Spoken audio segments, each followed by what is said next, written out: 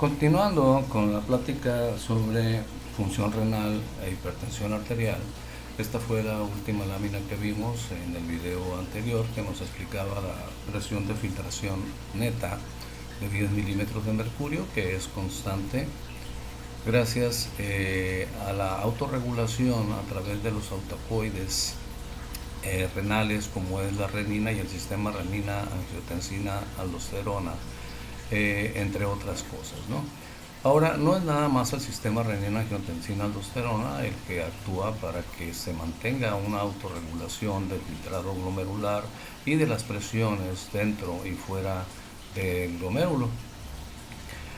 Ahorita hablaremos de cuáles son las otras sustancias y los otros factores que inciden en esto. Vean esta panorámica de lo que son un par de nefronas. Hay, pudiéramos decir, dos tipos de nefronas de acuerdo a su ubicación. Las nefronas corticales, que son las que están en la corteza, tienen o representan aproximadamente entre el 70 y el 80% del total de ellas, ¿sí? Del total de ellas. Las nefronas corticales, que son estas que están acá. Recuerden que la corteza renal es la parte más externa, mientras que las nefronas yuxtaglomerulares, que son las que están más abajo, representan solo de un 20 a un 30%. Sin embargo, la estructura es más parecida. Quizá las nefronas corticales son un poquito más pequeñas que las yuxtaglomerulares, pero aquí me gustaría que observaran ustedes. Vean, aquí está, lo voy a marcar con el láser para que sea un poquito más notorio. Aquí está en una nefrona cortical el glomérulo con su cápsula de Bowman, y todo lo que ven de color amarillo pues es el resto de la nefrona, ¿no? Desde el túbulo contorneado proximal, el asa de Henle, su porción ascendente y descendente, el túbulo contorneado distal, que va y termina en un túbulo colector. Recuerden que los túbulos colectores no son parte de la nefrona. La nefrona termina en el túbulo contorneado distal. Pero quiero que observen todo este entramado que está alrededor, todo este entramado de vasos que reciben el nombre de vasos peritubulares y luego se convierten en vasos rectos. Es aquí en donde se lleva a cabo la reabsorción, no en el glomérulo, sino en los vasos peritubulares y los vasos rectos. Y acá en esta nefrona yuxtaglomerular podemos apreciar más claramente todo ese enramado, ¿sí? Pues, como enredadera de color azul y rojo que ven ustedes ahí, son los vasos peritubulares, que son estos que están aquí, y estos que están acá son los vasos rectos. Por supuesto que son capilares, ¿no? Son capilares, ahí se lleva a cabo el intercambio gaseoso, se lleva a cabo la difusión de gases para dar oxigenación a todo el tejido renal. Y aquí, en esta región de los capilares peritubulares y los vasos rectos, es donde se lleva a cabo la reabsorción, es decir, el regreso de agua, el regreso de glucosa, de aminoácidos, el regreso de iones, entre otras cosas, de los túbulos de la nefrona hacia la sangre, que una vez más lo menciono, del total que se filtró se regresará el 99% y solamente un 1% se convertirá en orina, ¿sí? Vean cómo aquí se ve a este tubo recto, se ve la llegada de varios túbulos contorneados distales, cada uno de su nefrona, y estos túbulos rectos, estos túbulos o mejor dicho, estos conductos colectores, perdón, estos conductos o túbulos colectores que tienen una forma recta, desembocan en otros túbulos más gruesos que se llaman conductos de Bellini, y estos conductos de Bellini ya desembocarán en las papilas de las pirámides para vertir ahí su orina. ¿Okay? Y ya de ahí pues a los cálices menores, a los cálices mayores, a la pelvis renal, a los ureteros, etcétera. Lo que ven de color cremita es el sistema colector de orina. Lo que ven de color rojo y azul pues son los vasos renales con sus ramas. Este es el interior de un capilar glomerular. Se los quise mostrar para ser un poquito más objetivo. Vean el interior de un capilar glomerular. Vean, estas son células del endotelio, en la cara interna de las células del endotelio glomerular, y vean las perforaciones. Vean las perforaciones. A estas se les llama fenestraciones. Hay básicamente tres tipos de capilares y se los voy a anotar aquí. Hay capilares fenestrados, como estos que tienen perforaciones. Estas perforaciones sirven para que a través de ellas puedan pasar partículas grandes, partículas de buen tamaño, partículas de hasta 8 nanómetros. Hay otro tipo de capilares que vemos en otras regiones del cuerpo, como en los pulmones, por ejemplo, que son los capilares continuos. Esos no tienen fenestraciones, no tienen agujeritos. Y hay otro tipo de capilares que ya ustedes han escuchado hablar de ellos, que son los sinusoides.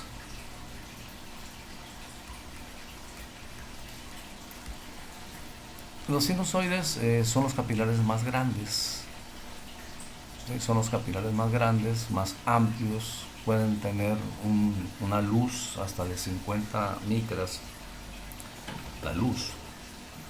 Pero lo que tienen en común todos los capilares, sean fenestrados, continuos o sinusoides, es que su pared está conformada únicamente por el endotelio. Esta es una célula endotelial en una vista sagital. Estas de acá también son células endoteliales, pero en una vista frontal. Acá está otra célula endotelial, vista sagital. Y lo que ven de color verde es la membrana basal. Todos los epitelios descansan sobre una membrana basal. Y arriba de la membrana basal están los famosos podocitos. Estas células de núcleo grandote que sirven de sostén, principalmente, entre otras cosas, sirven de sostén a los capilares tubulares. Si los viéramos por fuera, este es un capilar tubular.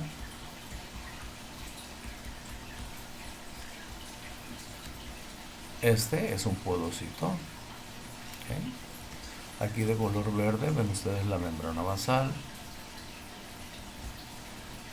y el endotelio capilar con sus fenestraciones. Aquí está la luz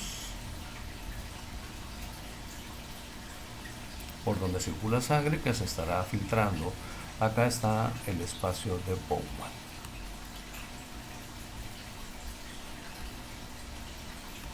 limitado, como ya saben ustedes, por la cápsula de Bowman. Además de las estructuras que mencioné ahorita, también tenemos otros elementos importantes en lo que es el glomérulo, que son las células mesangiales. lo que conocemos como el mesangio. El mesangio, células mesangiales, son todo lo que ven ustedes aquí de color azul, azul claro. ¿Sí? Todo esto de aquí son células de forma alargada y de estructura gelatinosa que se encuentran entre los capilares tubulares. Estos son capilares tubulares. Lo que ven de color como lilita o rosita es el endotelio. Lo que ven, ¿sí?, estos hoyitos son las fenestraciones de las células endoteliales, por donde se llevará a cabo la filtración. Lo que ven de color blanco es la membrana basal. Y esto que ven ustedes aquí son los podocitos, ¿ok?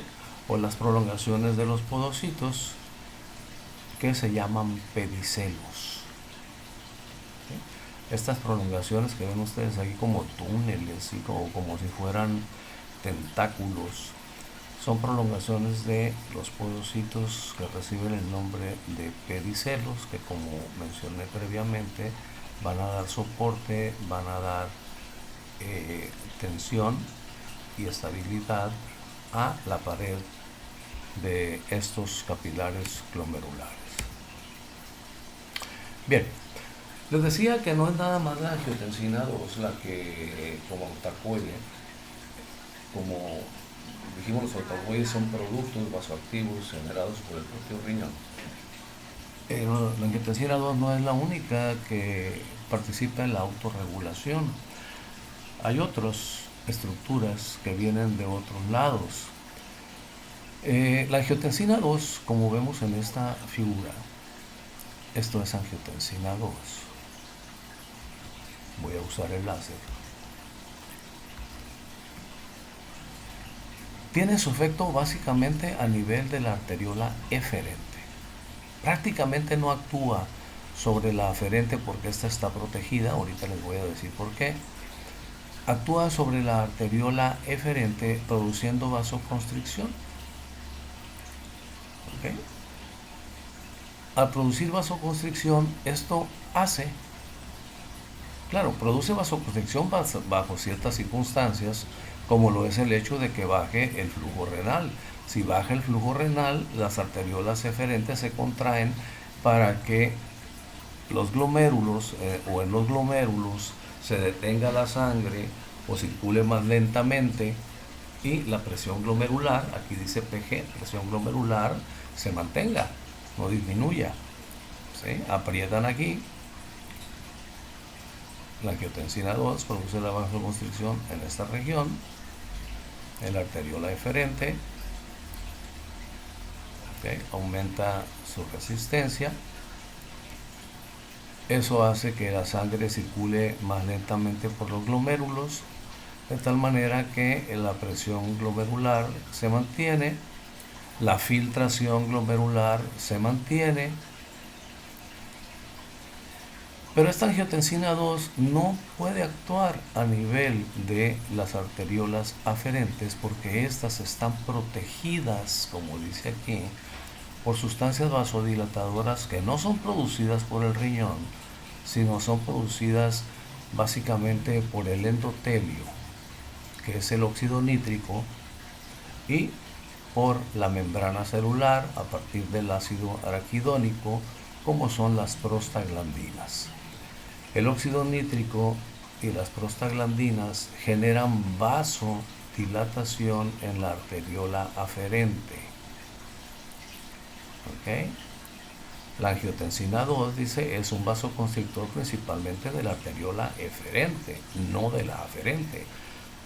Entonces, a nivel de glomérulo, fíjense qué cosa tan bonita.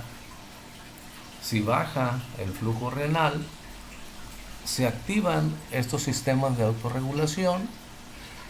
El óxido nítrico que viene del endotelio y las prostaglandinas que vienen de la membrana celular en general a partir del ácido araquidónico es un eicosanoide. derivado de la ciclooxigenasa 1 y 2. Estas prostaglandinas, junto con el óxido nítrico, generan vasodilatación a nivel de la arteriola aferente para que entre más sangre. Mientras tanto, el sistema renina-angiotensina-aldosterona va a generar a nivel de la arteriola eferente vasoconstricción. Entonces aquí disminuye el calibre de la arteriola eferente, aquí aumenta el calibre de la arteriola aferente.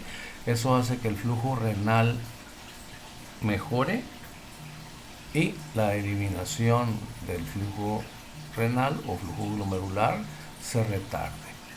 De esta manera, ustedes comprenderán, es algo, creo yo, hasta cierto punto lógico. Si aquí está estrecho, si la salida es estrecha, se forma una especie de cuello de botella por la vasoconstricción dada por la angiotensina 2. Y acá, esta región, aquí hay una circulación más lenta.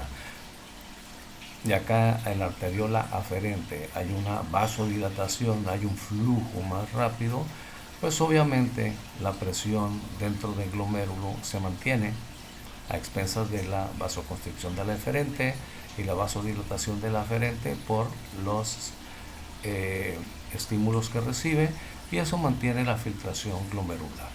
Decíamos, la filtración glomerular y la presión glomerular se mantienen bajo muchísimas circunstancias. Solamente cuando hay una situación sumamente grave, como pudiera ser una hemorragia muy severa que lleve al paciente prácticamente al shock, entonces sí se genera daño a nivel renal, un daño severo, o como pudiera ser también en la hipertensión arterial grave, que vamos a explicar en otro video, cuando hay ya nefroangioesclerosis.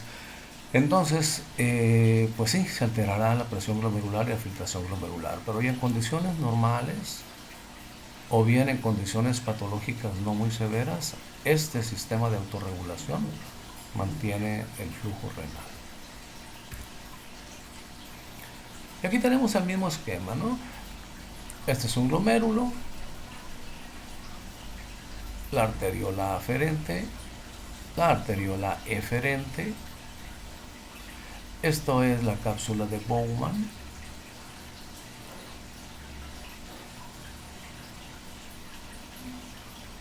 La presión hidrostática, ya vimos que al ser mayor que la presión hidrostática del glomérulo, al ser mayor que la presión hidrostática de la cápsula de Bowman, y al ser, incluyendo la presión oncótica del mismo glomérulo, pues nos mantiene una presión de filtración neta de 10 milímetros de mercurio constante.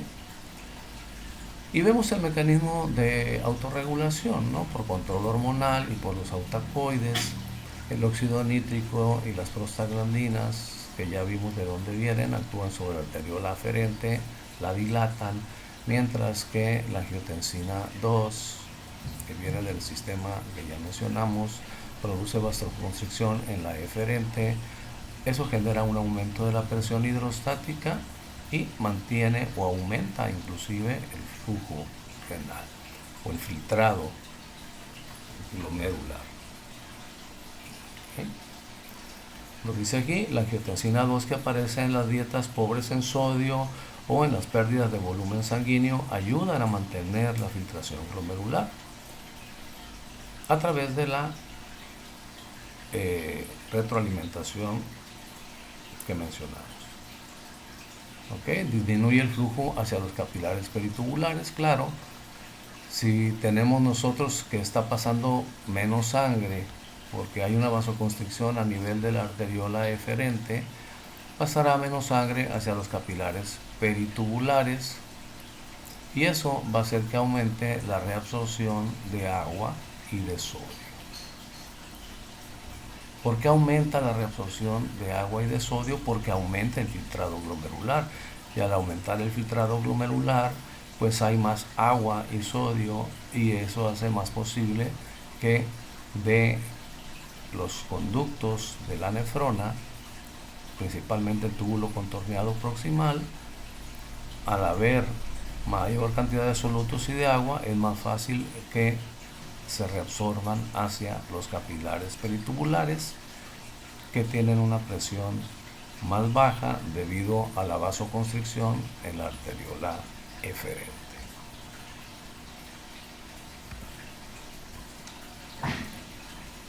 Entonces, resumiendo y para terminar este video, el control hormonal y autacoide a nivel de los glomérulos pues es el siguiente. Las catecolaminas, noradrenalina y adrenalina, que hacen sobre el filtrado glomerular, lo disminuyen. ¿Por qué? Porque producen, estas sí, producen vasoconstricción a nivel general, lo mismo que la endotelina. Voy a marcarlo aquí. Estas tres hormonas indiscriminadamente actúan sobre arteriolas aferentes y eferentes general, y nos van a producir vasoconstricción,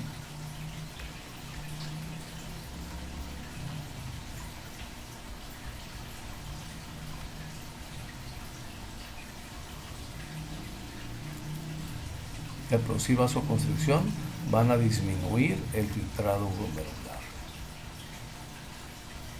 ¿Por qué disminuyen el filtrado glomerular? Porque disminuyen el flujo renal. Vasoconstricción, menos sangre en la arteriola aferente, entonces va a disminuir el flujo renal. Pero luego entonces viene ya al disminuir, acuérdense, al disminuir el flujo renal, viene el estímulo del aparato yuxtaglomerular, se activa el sistema renina-angiotensina-aldosterona y vienen las medidas de autorregulación.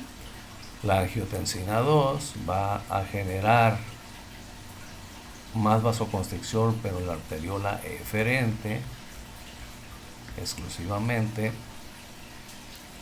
¿sí? Lo cual va a bloquear en cierta forma que se elimine más sangre del glomérulo, es decir, va a estrechar aún más la arteriola eferente, pero impide que baje la presión aún más en el glomérulo, mientras que el óxido nítrico derivado del endotelio, ya dijimos, actúa sobre la arteriola aferente, produciendo vasodilatación,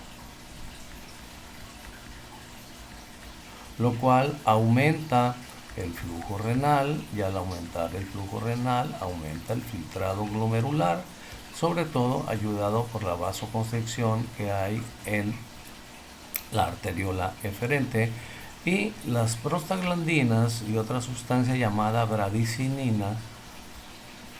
La bradicina se produce principalmente en los mastocitos o células cebadas. Son sustancias vasoactivas, también vasodilatadoras,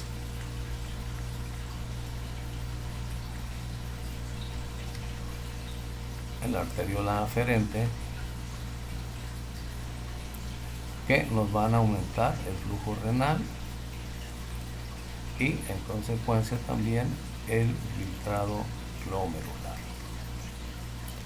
De esta manera se regula el flujo renal, o se autorregula el flujo renal. Bien, terminamos pues con la parte de este tema de hipertensión arterial, cómo influye el flujo renal en la hipertensión arterial. Terminamos el tema prácticamente de hipertensión arterial esencial, ¿sí? Hipertensión arterial sistémica esencial. Ahora hablaremos de lo que es la hipertensión arterial esencial secundaria, la que aparece debido a la presencia de otras enfermedades. Hasta aquí este video.